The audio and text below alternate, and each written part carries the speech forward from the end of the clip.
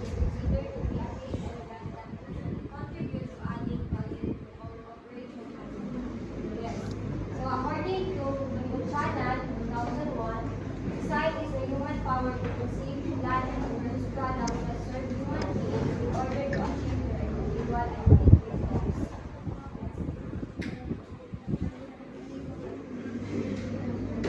Not only does such a definition indicate that design is inherent in all aspects of human behavior, but it also essentially relates to individuals, highlighting the criticality of design to the hospitality and tourism industries.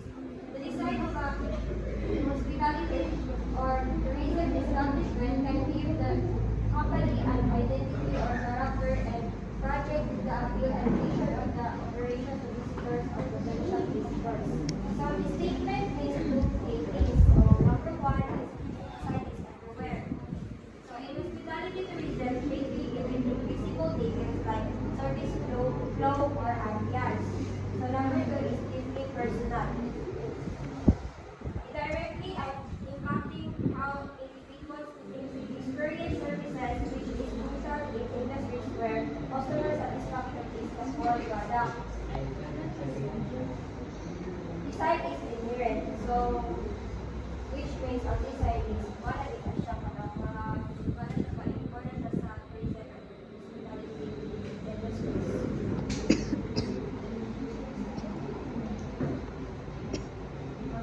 These elements are also contributors to the overall experience of guests at a destination, both tangible such as architecture, decor, and furnishings, and intangible such as ambience, and can be easy to factors in the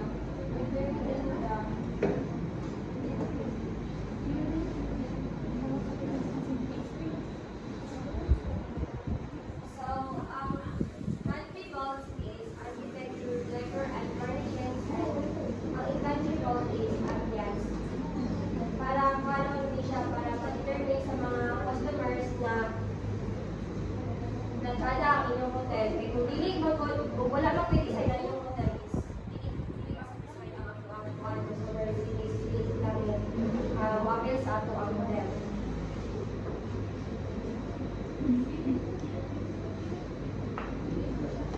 Several definitions attempt to display the meaning of design.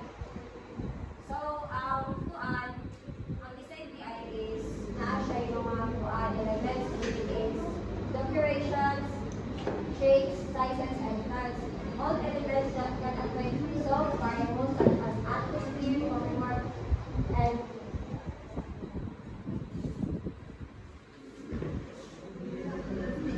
comfort, and image, and styles of a building, and art variables such as cost,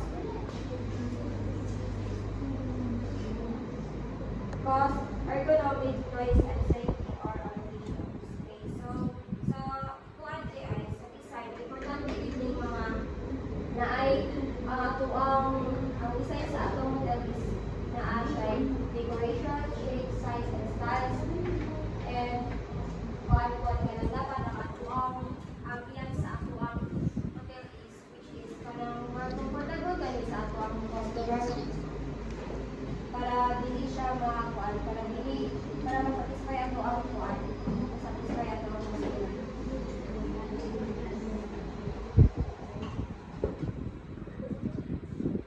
For hotels, for instance, design is an important tool to enhance the attractive appeal of the building, create an atmosphere involving areas such as lobbies and attract visitors to the building. So, as sa pagpili ko is importante ang design sa ato ang hotels para yung customer is need mo mga kanang magpaway sila or ano sila mag-check sila sa mga hotels with is kung ganahan sila o mga luxury hotels. So, ang design is importante siya para mag-attract sa customers.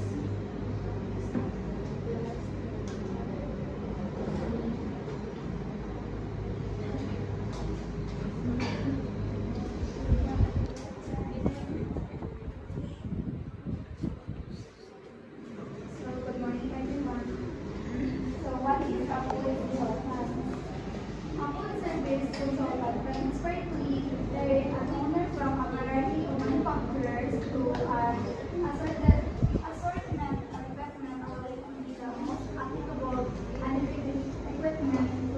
start in the room. So, a food service consultant is a professional who advises and assesses food service business like a restaurant and cafeterias, catering companies, and etc. And various aspects of their operations, they process, advertise, and improving efficiency, profitability, and overall success.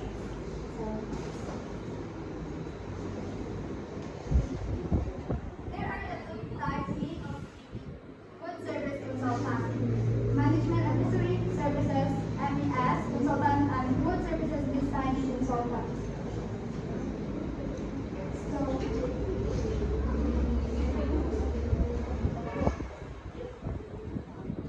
owners who want abroad renovations or are new to food service may want to start with a consultant for management advisory services. MES consultants can help clients establish concept, menu development, strategies. So,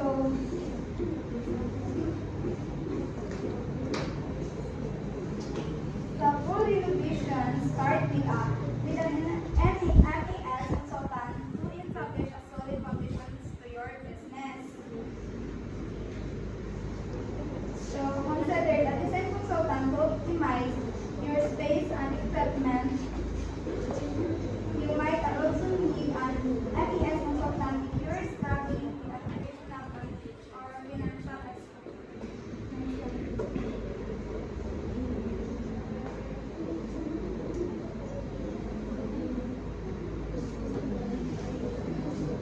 A food service design consultant begins with programming for space. The design consultant listens to the needs of the owners and then converts it into a room of the right size to fit the latest, most applicable equipment building and equipment space instead of adapting to fit equipment needs. So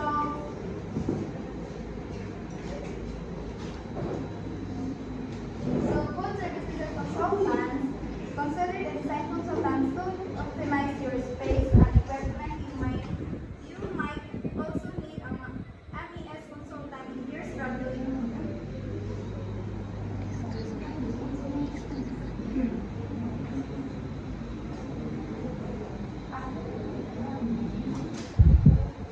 Sige, ang isa ka food service design consultant magsugod siya sa pagplano o pagplano sa size sa room o kadak.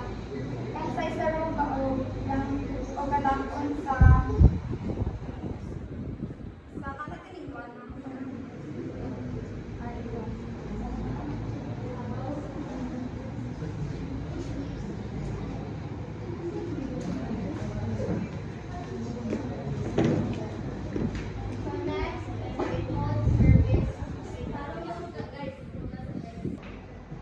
So next is the food service design criteria. So the aim of this topic is to familiarize you with some of the food service design problems. So train you to familiarize with mga food service problems. The role of the designer at the food service is to specialize, address several points outside the reach the topic, and make sure if you choose the one of the expertise in the field when selecting an individual or operation. So importante jud nga mga professionals with expertise in food and service design na na-apply skills and knowledge to create efficient, safe, and functional spaces. So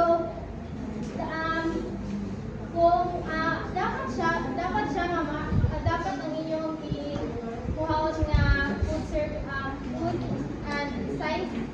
Food service design is kuhaan ka ng professional siya at expert siya para dili mo madakan sa cost expenses o dili mo daghan ng time nga mausik para magkusog-usog. So kung professional siya and expert siya, makalas mo time and money tungod kay expert na siya nga kuhaan.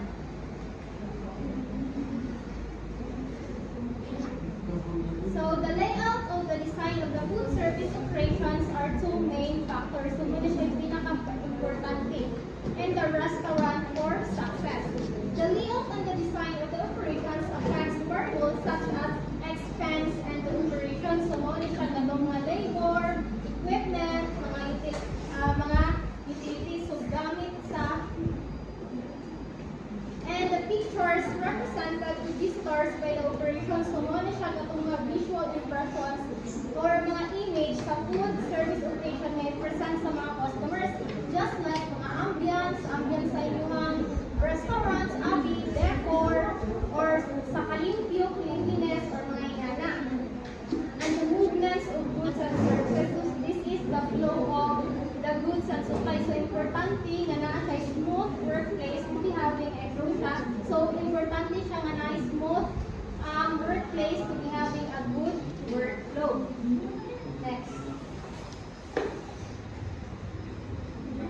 In the design and layout of the operations, there are several variables that must be considered that will be either lead or impede the operation success. Next slide. So, I think so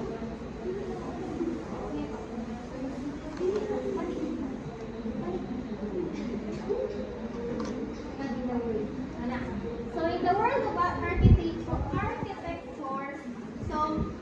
and design to chain restaurants have a clear advantage over individual. So chain restaurants, mo ni siya ng mga restaurants or mga daghan sila o mga brand like for example sa mga McDo, sa mga like daghan sila brand ba in every sa mga location.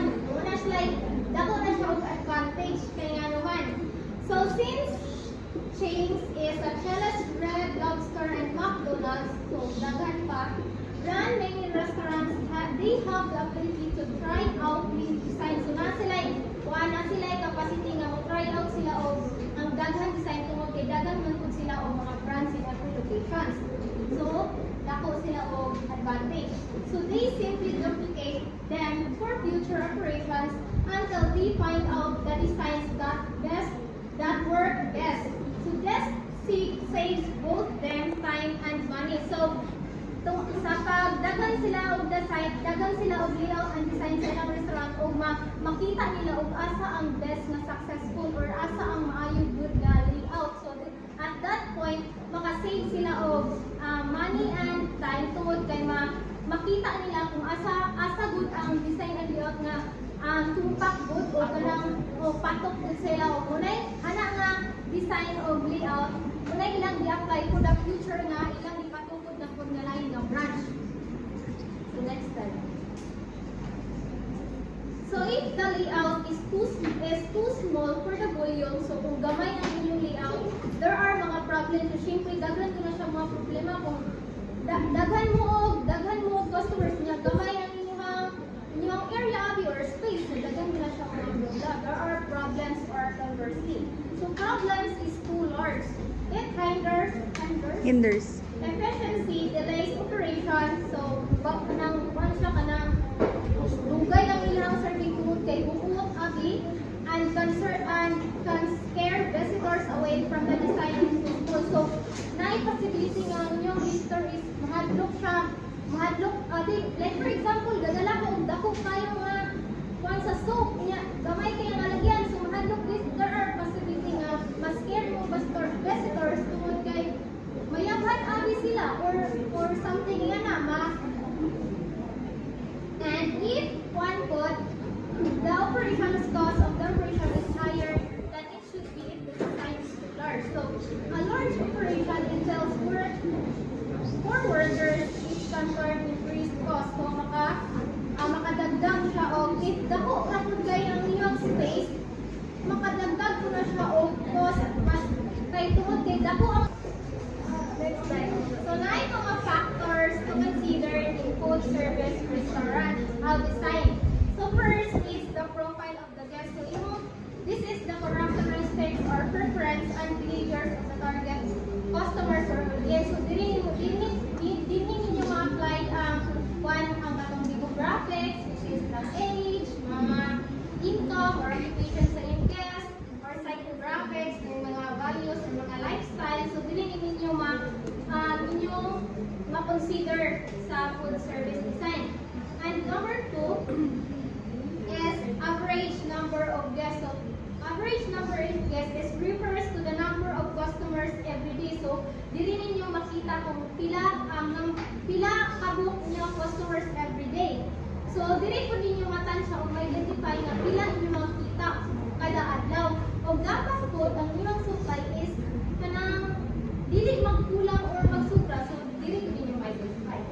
And maximum number of guests per day. So, maximum is unsay pinakataas nga number of guests sa adlaw. Like for example, sa mga peak hour, peak season, so peak hours, like mga breakfast, abi, lunch, dinner, so dila ang mga number of customers ang daghan.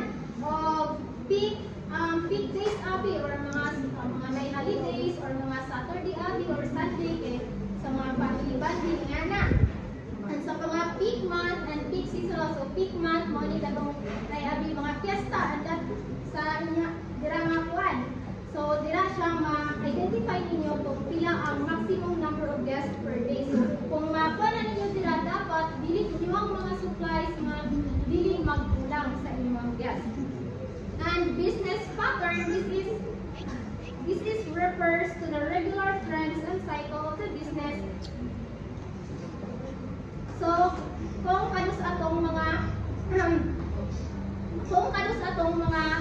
daghan o customers sa inyo, so dapat ma-identify ninyo na kay ang importante na dito siya nga ma-maintain a competitive edge and making informed decision.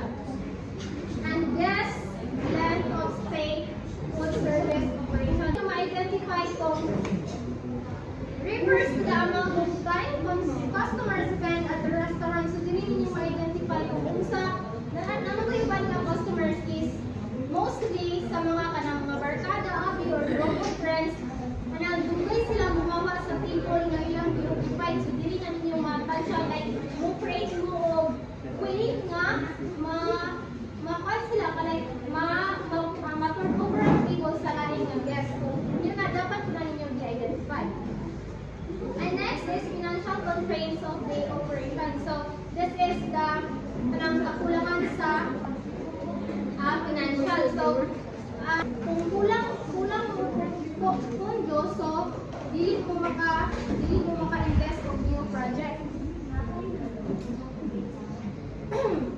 Next slide. And types of menu and types of choices. So, mga siya katong mga menu nga yung offer. So, dapat na sila yung mga choices. Like, atong mga a la carte, atong mga ingana. A la carte daw, day. A la carte. A la carte. Ay, okay. Next. So, amount of money customers is willing to spend for to own the meal. So, this is about the pricing. So, it depends for the food satisfaction and the quality. So, depende kung ang pagbayad sa customer is depende na sila sa nag-depend siya sa inyong food na i-offer, kung nasatisfied ba na sila, or sa ambience. So, kung sada ang inyong restaurant, so na special na siya, so mahal din ang mga balikan na sila, kaya it depends the ambience and the location. And the size of the building, so this is the dictate na siya sa padakot po sa yuta. So kung dako ang yuta ang katukuran, so facility po nga dako ang building. So dako lang inyong space po sa inyong restaurant. So next is the ratio of kitchen to dining room spaces. So this is the proportions of the space between the dining area and the kitchen.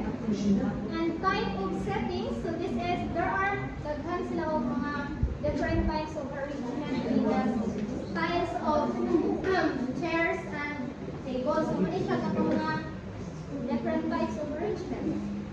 Like and next is the meals served. So meals served, it depends. Anong nag-next na ba? Number 10 ako. Right, number 13. Meals served, so it depends na sila kung breakfast, lunch, dinner, location, so refers to the physical address or difference or restaurant. So, asa mo na bilong o asa mo na bilong. Next. Nasabtan ra? Wala. Nasabtan ra? Next question. So, next is, ito na class ng mga challenges.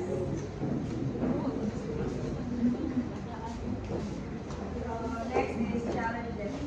So find a design that reflects the concept, enables employees to do their jobs, offer what they want and what want to customers, and falls within the budget. Care must be taken so that the facility cost is not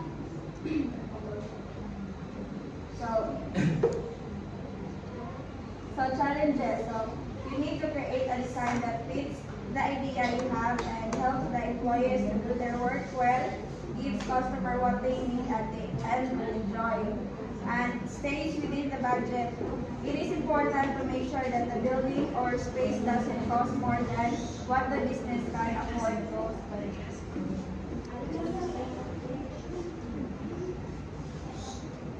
So the role of design is first is to balance the cost with the income potential. So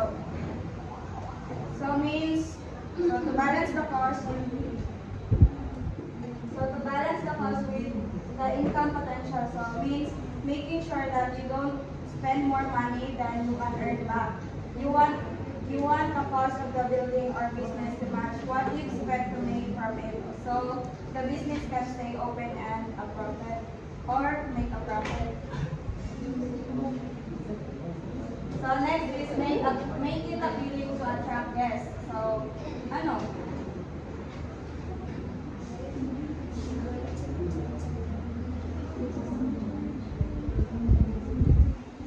So next is allocate space so it is comfortable. So it means to give enough space it means to give enough room for something or someone so that it is not crowded or tight. So for example, if you're arranging furniture in a room, you have to make sure that there's enough space to walk around easily. So allocating space comfortably means making sure everything fits well and feels easy to use. So next is show imagination and creativity. So example ani kay kanang abi ako magpahimo ko o balay abetons. Then so ako ang imagination na is sample ang oceanic. So ang creativity ana kanang ang imong imagination kanang nabuhat na. Turn into reality. So next is be efficient in both space and energy use.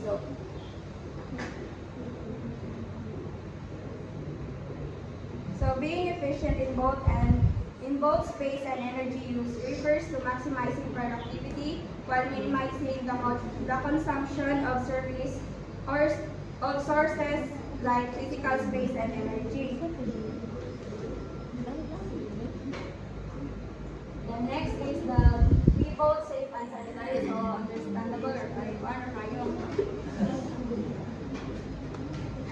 The next is balance between practicality and appearance. So, balance between practicality and appearance refers to finding middle ground where something is both functional and visually appealing. So, example for practicality is mga tools or kanang piece of furniture.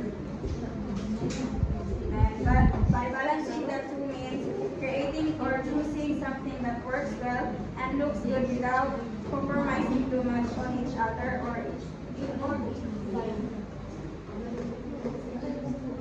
Then both visually pleasing and operational.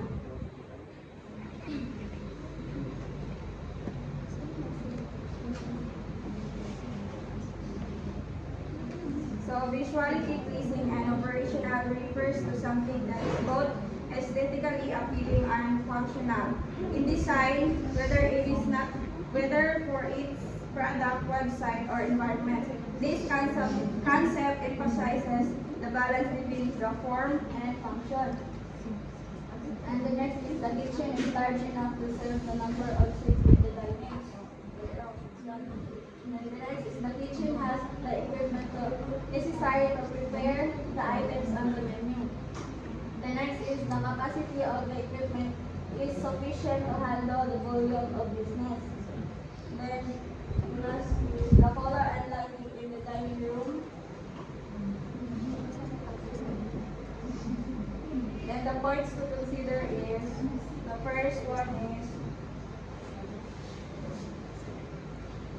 menu type, size, variety, and the next is the budget. So budget. Then the size, the feasibility of the operation.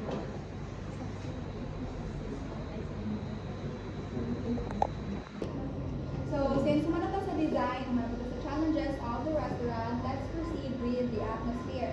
So, it is the overall impression that the client gets from the operation. The atmosphere helps to encourage repeat clients. When dining, customers judge more than the quality of the food and the service. They judge the environment in a more subconscious manner than the other variables of the operation. So here we have the factors of atmosphere. So we have the appearance, the odors, sound, colors, and comfort levels. So these are the factors that could either make or break your customer's experience. Next. So first we have the appearance. So for their visual appeal, practicality, and durability, furnishings need to be selected. Items must look good, and the ease of maintenance and cleaning must be considered. So, for the appearance, ang furnishings sa mga restaurant, bisan bilang na siya ka-years or kung bago pa na siya, it has to look new and it has to look good. And dapat when you select furnishings for your restaurant, piliin mo itong furnishings or itong mga furnitures nga easy to clean. Kay, isang sa panaka namin yung mga furnitures, if lisod na siya, puti abi kayo siya reviewon, so madulaan daw, hindi ka ni dali sa imong mga employees ang mag-review sa mga furnitures or mga gamit.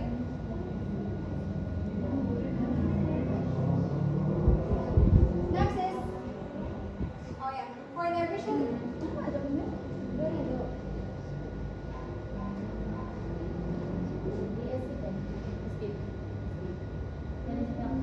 sa pinakataas na keyboard. Pinakataas na.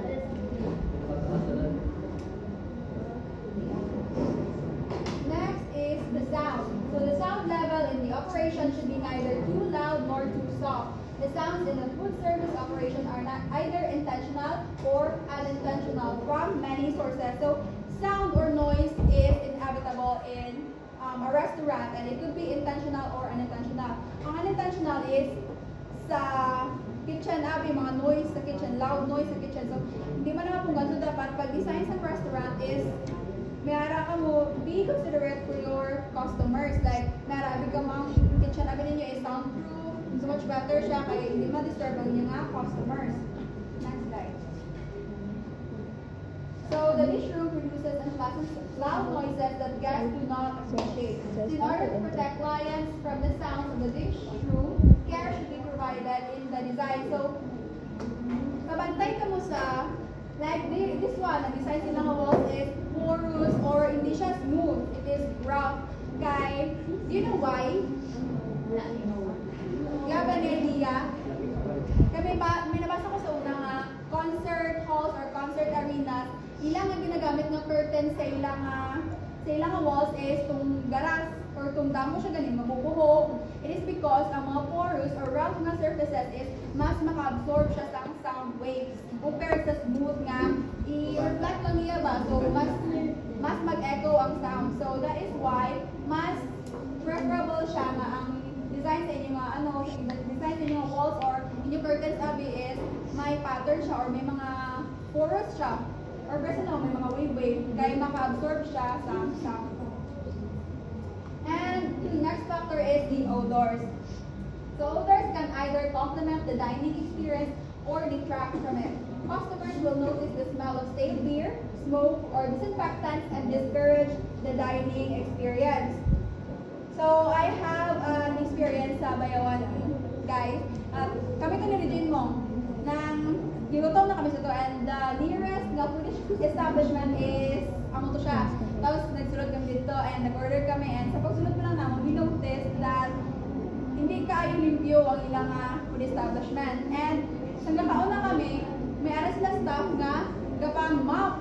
So di ba, it's not good nga ara inyong customers tapos hindi gapang limpyo. So dapat manglimpyo sila is before sila mag-open or before sila mag-close. Sa mundo may gapang map, tapos ang paho sa disinfectant nga na-identify ng mga zone rocks, istong kayo ang iyang kurang ratio sa tubig kag sa zone rock is 1:1, kaya istong siya kayo guys. Tapos pagkatanaw kay Regine, kinagulaan na siya gan, nagkakosmod na siya, wala niya giubos niya nga chicken. Hoy! Basta wala niya naubos niya chicken, tapos it's very unlike Regine kid, kaya parang kami nangapalakaon. So, sa mga nagulaan niya siya gana. So, keep in mind that odors, especially itong mga baho, mga disinfectants, smoke is maka-discourage sa appetite sa mga customers.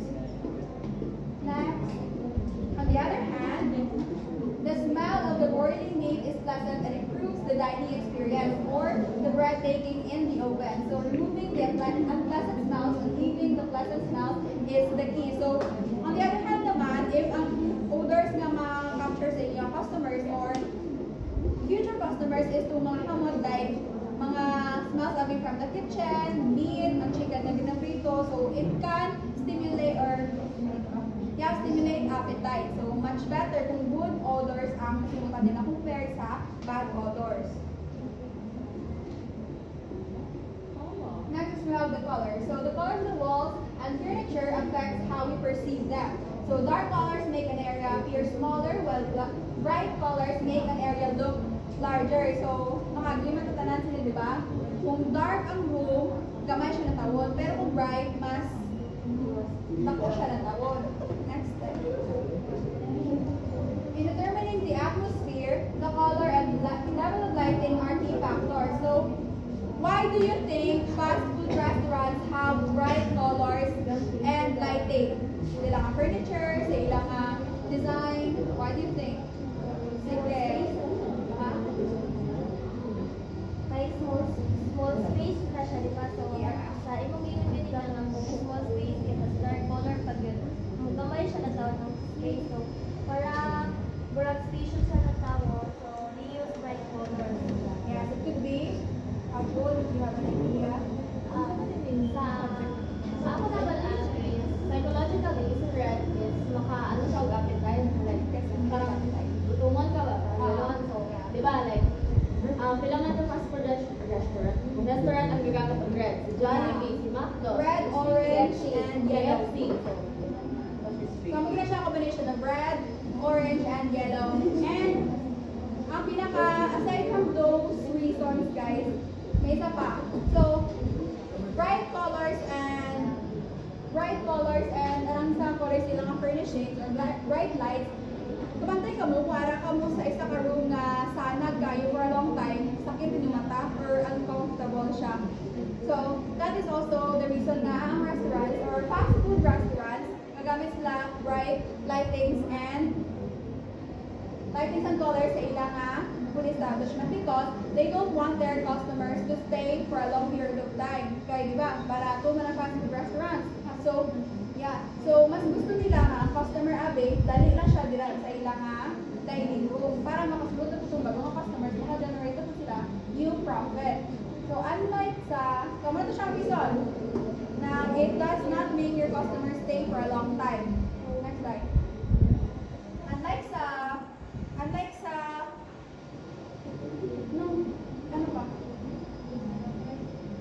so unlike sa restaurants or fancy restaurants nga mas mahal sila, di ba? So isa lang ka customer, isa lang ka family, mahal ang bayad. So they want their customers to stay for a longer period of time. So ang ilang ginagamit is cool tones, mga just like that, cool tones nga colors sila furnitures, sa ilang lightings.